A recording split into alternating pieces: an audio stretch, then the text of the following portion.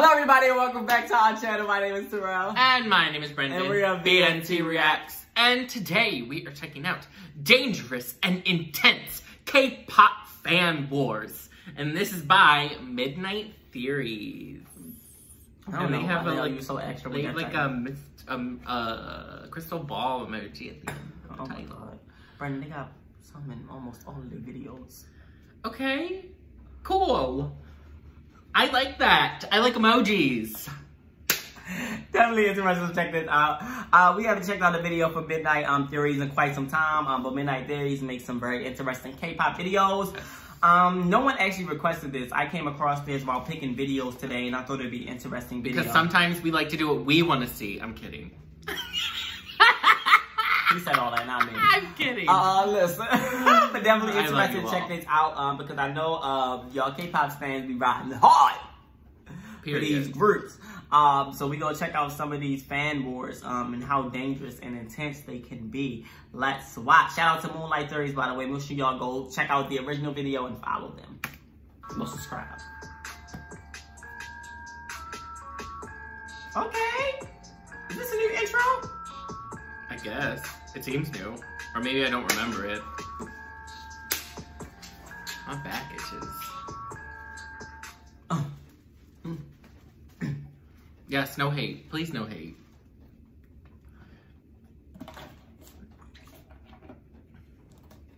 What lengths will you take to protect and defend your group? A. Get into a serious fistfight to defend your group's status. Oh. B. Pop your rivals' balloons or break their light sticks. Ain't that serious? Blackmail anti-fans and have them spread malicious posts against rival groups. D. Organize a Black Ocean in protest. No. E. Move on with your life and just enjoy the music in your group. Hi everyone, and welcome back to Midnight Let's Theories. just E. Yeah, let's do E. Welcome to Midnight Theories. These days, K-pop is known not only for its music, but also for its strong and massive community. Although at the end of the day, we are one big community, there have been many power struggles within the fandom that at times created chaos, debating who is the most successful or talented in the industry. So what is a fandom exactly?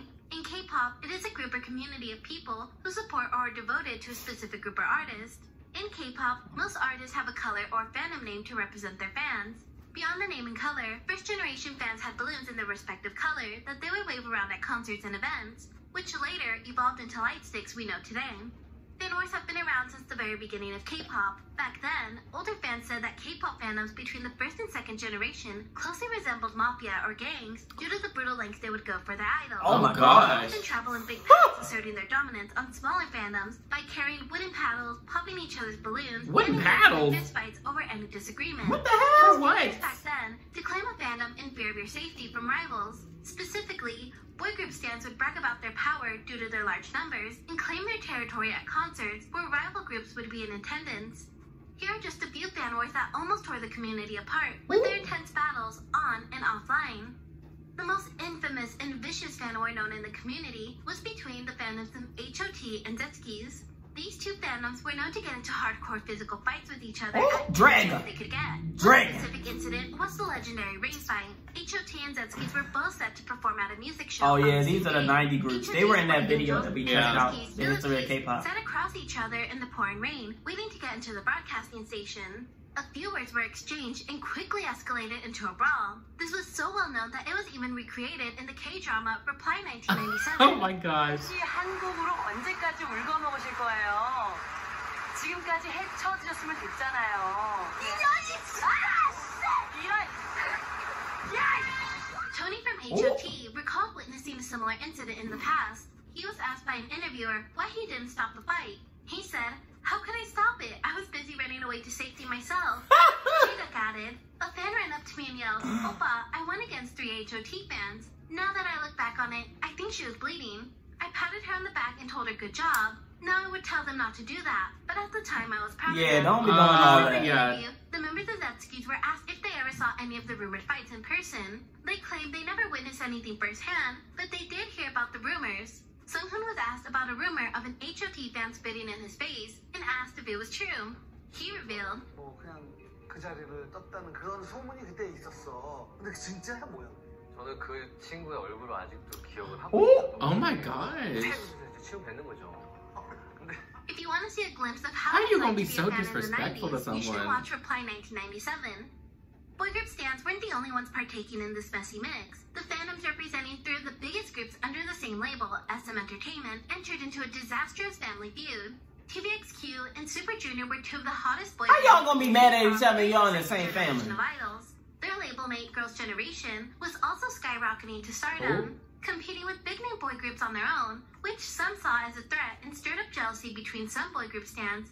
In the early 2000s, Girls' Generation fandom So-Ons, Super Junior's fandom Elves, and TVXQ's fandom Cassiopeia got themselves into a heated fan war so far back that no one could really remember when it first started. One of the first accounts netizens can remember, an SNSD member, Taeyeon, performed a comedy skit with Super Junior's Kangin. Taeyeon was accused of being rude to him on a radio show during the skit, even though she was following her script and had no bad intent. A second incident was when Tiffany imitated a member of Shinhwa. These performances did not sit well with Elves, and intense rumors manifested as a result. In the year 2008, the infamous Black Ocean at the 2008 Dream concert occurred. For those of you who don't know what a Black Ocean is, also known as a 10-minute, during a large-scale event where multiple groups perform, such as the Dream concert, multiple fandoms are in attendance and wave around their light sticks to show their support at their groups and others. Anti-fans will turn off their light sticks to protest, and on some occasions, they will turn their backs to the stage. And yeah, we did a whole video on that. I don't like that. No one is certain who organized this Black Ocean, but Elves were given the blame for it, even though several other boy group fandoms were in agreement to participate. At the Dream concert, where the stadium was twinkling, a rainbow light show of light sticks from all fandoms all night soon switched to a dark, absent crowd as soon as Girls' Generation stepped on stage. The only light of support you could see on stage were the dainty pink lights of So-Ons. To make matters worse, the crowd began yelling Wonder Girls, a strong competitor of Girls' Generation, during their performance, and also made X's with their arms and light sticks.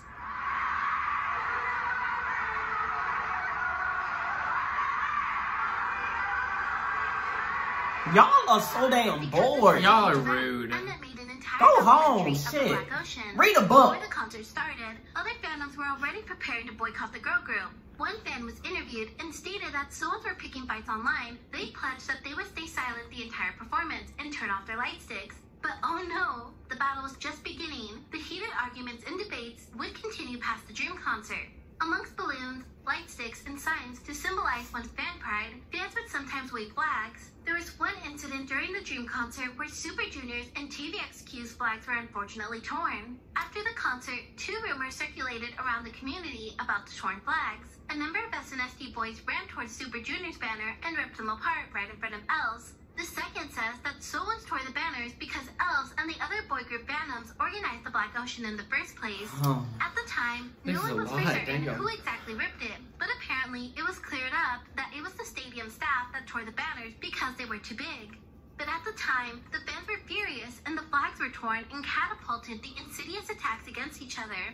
Rumors spawned against So-Ons that they were carrying knives and deemed a dangerous fandom, only for it to escalate that they were now members of other fandoms, breaking their legs and assaulting them during the concert. What? Photos of the alleged attacks were also uploaded to stir up drama. The documentary tackled any leads and found them all to be false. Years later, SNSD were asked about the Black Ocean, and the members said that they were pretty much unaware of the situation at the time.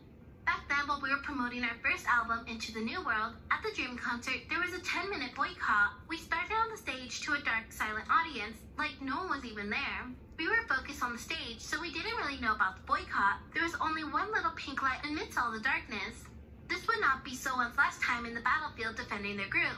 Girls' Generation and 21 wielded the title of two of the most influential and chart-topping girl groups to take over the K-pop scene between the years of 2007 to 2017. Due to their mega success, their fandom So-Ons and Blackjacks entered into an intense back and forth online, not only debating who's the most successful girl group, but viciously tracking the members' appearances and talent. The peak of this fan war is best documented during the year 2014. Girls' Generation had just released Mr. Mister, and 21 released Come Back Home soon after. Due to both groups competing for the #1 spot on Inkigayo, each fandom released Hellfire on each other and campaigned their respective group's title track. This was all anyone could talk about. There is even a theory that YG purposely delayed 21's comeback just so that they could compete with Girls' Generation. For some backstory, YG did postpone the album that included the single Come Back Home for 2 days, but the reason they gave was it to be released on 21 Leader CL's birthday. The date finally came where 21, Girls' Generation, and 4 Minute entered the showdown for first place. Both sides were convinced that their group would win, but in an unexpected twist, Dang, 4 minutes. ended up winning the big prize. Okay. Just because neither group won the battle, the war between Soans and Blackjacks was still not over. The fans continued the feud at the end of the year award shows, where 2 were nominated for Best Female Group and Artist of the Year. The second turn of events, neither group won again. EXO took the win for Artist of the Year, and Sistar won Best Female Group. Years would pass, and the war would die down. However, once again, this would not conclude the fan war between the two. In June of 2020, real-time hashtags #Stream21 Come Back Home and Stream SNSD Mr. began trending on Twitter to everyone's surprise.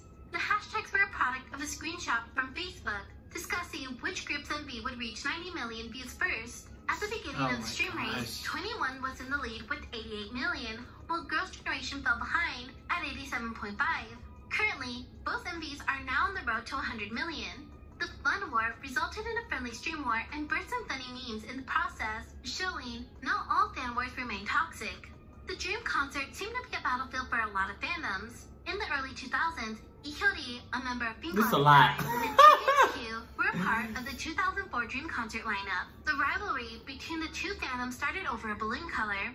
To a fandom, the importance of a symbolic color is to distinguish yourself and your community from others and proudly represent your group. It also helps the artists on stage to find where their fandom is located in the stands. Finkel's group color was red/pearl red, while rookie group TVXQ were still not set on an official color. The fans were using the color pearl red. In 2003 and 2004, Finkel was on a hiatus while the members did solo activities. The Cassiopeia's TVXQ's fandom told Pinky's Finkel's fandom that the color would be used temporarily. Back then, there were not many balloon colors to choose from. Pinkies were not too happy about this and immediately asked the other fandom to change their color. But as TVXQ's popularity skyrocketed, the color pearl red became a staple for the group. Pinkies were not happy about this because the color was too close in resemblance to theirs. So at the Dream concert, Pinkies devised a plan to warn TVXQ fandom from continuing to use the color. Thus, the Great Balloon War took place. On the day of the concert, Pinkies collected all the pearl red balloons and hid them in the stairway. Because the fan war became too intense, news got to the members of the actual group and they had to release a statement to make the fans stop fighting. What the hell? Personally, there are quite a few people who ask Sorry, about y'all. the perfume I use. As long as I don't take away all the perfume in the world, it can be anyone's perfume. As it blends with the person's own body odor, the same perfume has a different feeling. A red balloon can be anyone's. I think it's about who is waving at whom, not the sole ownership of a red balloon. Right. For the 4 of us, the fans who waved the red balloons are happy and thankful. Funny enough, in 2015, when iKON made their debut, rumors that their fan color would also be red made TVXQ's fandom furious for it being too close to theirs and demanded YG Entertainment change their color. This brought up the balloon fan war by the other fandoms, reminding TVXQ's fandom that they originally, quote, stole the color first. iKON's color stayed a shade of red, with their official color being orange-red. However, this is not the only time fandoms have fought over a shade of color. There is only so many colors you can choose from before they overlap with the oversaturation of groups. It's inevitable that it will happen from time to time. The end-of-the-year award shows and festivals are held to celebrate artists and award their accomplishments. These events typically unite groups for special performances. At the 2011 SBS Music Festival, popular rookie groups B1A4 and Dal Shabit shared the stage for a fun collaboration. This leads to the forgotten extreme fan war between the fandoms of B1A4's Banas and Dal Shabit's fandom Darlings. During the 2-minute performance, there's a quick, and I mean super quick part of the choreography where B1A4 graces their hands on the members of Dal Shabit's leg and Dal Shabit body rolls against the members of B1A4. It took less than 5 seconds to create chaos on both sides of the fandom. After the performance, malicious comments flooded the forums and blogs attacking Dal Shabit. One of the rumors circulating online was specifically targeting Seti. A user online claimed that they asked Seti for an autograph and handshake, which the idol rejected. These comments took a toll on Seti, and she went online to address the slanderous comments. She don't have to give you an autograph or a handshake. Yeah. Seti's desperate plea to Banas added more fuel to the fire and caused a disastrous chain of events. Banas were riled up online, and Seti was forced to do some damage control by writing an apology letter. This made the situation die down for the time being, but just a week away, a popular event where idol groups gathered together was just around the corner. It's the beginning of 2020, at the time of the Idol Star Athletic Championship, also known as ISAC for short. Rumors spawned that Dal Shabit Seti and the group's band would be thrown raw eggs if anyone spotted her in public. Banas took it one step forward and claimed that Darlings were assaulted. kidnapping, and banas. The situation got so out of hand that the police had to intervene. Police officials revealed there weren't any disturbances or crimes committed during the Idol Star Athletic Championship. There was nothing out of the ordinary that occurred, nor were there any reports of such behavior. Happy Face Entertainment also released a statement about the rumors, imploring netizens to stop the harassment of their idols. City went back online to express her feelings on the situation. Shortly after the chaos, on January 10, 2012, a separate incident occurred where Dal Shabit's official site was hacked. Fans who visited Dal Shabit's homepage were met with several pop-ups that prevented them from entering the site. The pop-ups had a picture of B1A4 with the message, "Why are you messing with those banas?" B1A4 fans had also put up several notices and posts about B1A4 in other sections of Dal Shabit's homepage. Dal Shabit and B1A4 agreed to not let these rumors affect themselves or the relationship, and the fan war died down after that. An even darker trend of fan wars online was the 2021 secret chat room that was exposed after the Reign of Terror. The K-pop community, and especially Twice's fandom, was in the middle of mass hysteria when reports of an alleged chat room run by a user under the alias American Guy used this chat room called the Slave Room to spread malicious rumors against rival groups. The what? Allegedly, American Guy was a fan of a rival group of Twice. The purpose of these chat rooms was so he could take revenge on anti-fans of his favorite group and fearlessly claim that he created a system that enslaved these haters. The user reportedly would find these hate comments under his favorite group's videos or posts and would blackmail these individuals into joining the slave room. The members in this chat room, some being minors as young as elementary school age, were monitored 24/7 and forced to write malicious comments under groups American Guy didn't like and leave positive comments under the groups American Guy did like. There were also smaller chat rooms American Guy would monitor, divided into 10 to 12 People should go to jail for this shit. And reports claim that there was a total of 80 members in the group. The members' jobs were to monitor American Guy's favorite groups and look for haters or anti-fans. If these members proved themselves to do enough, then they would be promoted or freed. American Guy took credit for multiple rumors and scandals against Twice. Not just Twice were the victims of these alleged attacks. Groups such as Mamamoo, Oh My Girl, Promise 9, and all the active groups under JYP's label were also targeted. Once the K-pop community found out about American Guy's mission to tear down these groups, the community band together to try to stop this user from hurting any more groups. These days, fan wars, if any, typically get handled online, where instead of fearing anything physical, it's handled with doxing and cancel culture. Do you think some of these past fan wars were just as bad or worse than the ones happening today? Both of them fucking trash. Down below. And as always, thank you for watching and enjoy your stay. So that's the end of the video. All these fucking fan wars are trash. And let me say a few things. Let me get the rant off my chest. I don't give a fuck who thinks what. I'ma speak my truth. Listen, we've done a few K-pop videos in the past where we may not have known the artist or we may not have liked some of the artist's song or this and that, and people get all butthurt and in their feelings. Oh, well, you don't know what you talking about, and oh, how they claim they K-pop fans but they don't know this artist and da-da-da-da-da-da. Shut the fuck up. Shut up. Damn, take your ass somewhere else. I'm so fucking tired of people and they damn Twitter fingers. They online doing all this, but they won't say it to a motherfucking face. Y'all doing all this for these damn K-pop artists and they don't even want y'all to do all this. All they want for y'all is to fucking cheer for them and listen to their damn music. That's it.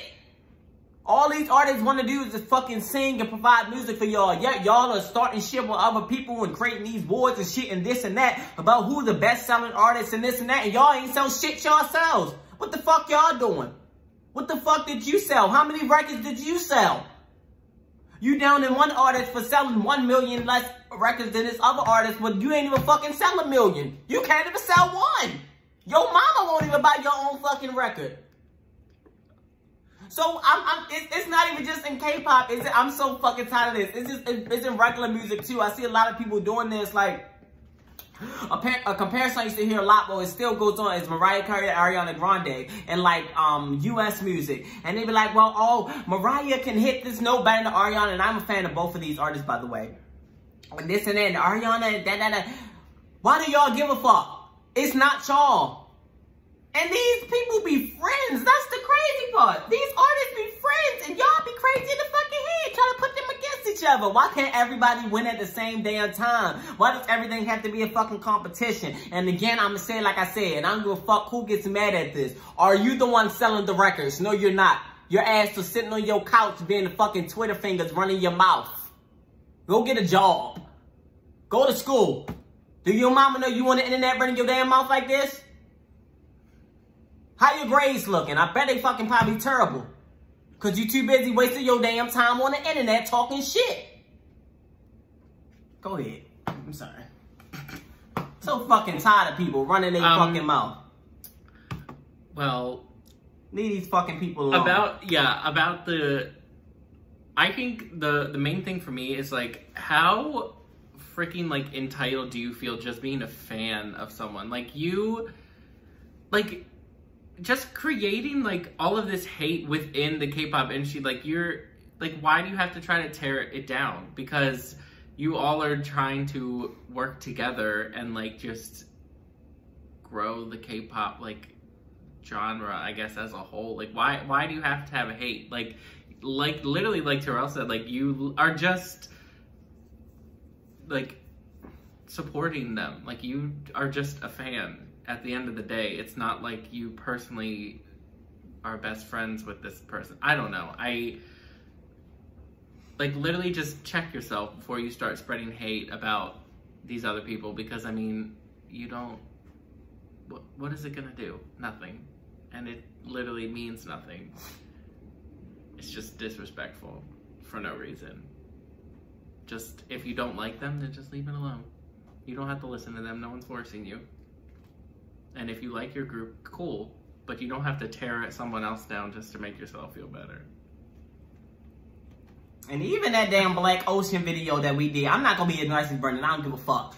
Even that Black Ocean video we did with Midnight Theories, there was still people running their damn mouth in the comments. Oh, well, you don't know about, shut the fuck up. And I bet you it's like fucking 12-year-olds. If you don't take your ass outside and throw a ball, do something with your fucking life, it's always like she said when she said the guy got caught for and this is a grown ass man doing this, by the way, shame on you, but the guy who got caught like bringing Twice fans and this is shit on other groups and this and that, but she said though it was a lot of minors and there was a lot of people in elementary school. It's always little kids doing this shit. Parents, y'all need to monitor y'all fucking kids and get them off the internet. Little kids, get your ass off the internet and go play outside. You fucking bored. You're bored. Watch some cartoons. Go watch SpongeBob. Do something with your damn life. Cause you ain't about it in real life. Come say this shit to my face. You ain't gonna have that same energy. Just don't be a bitch. That's at the end of the day. Anyways, I'm sorry. I'm speaking for all the people who the K-pop artists who can't speak for themselves because they don't want to be canceled, this and that. I'm speaking for them. Leave them the fuck alone. Yeah.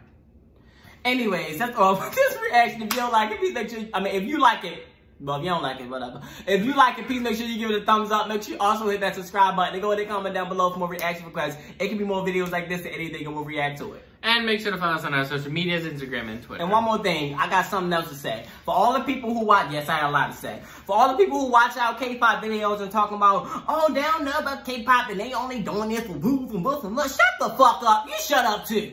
I'm going off on everybody today. You shut the fuck up. Why the fuck would we sit here in front of a damn camera and react to something we don't want to react to? We pick the videos. I don't need these fucking views. I don't do this shit for views. Bro, they don't do this shit for views. If you don't get the fuck somewhere and go somewhere, I don't be saying shit. I don't say shit. But we got it. Alright, that's all for this reaction and we're out. Bye. Bye.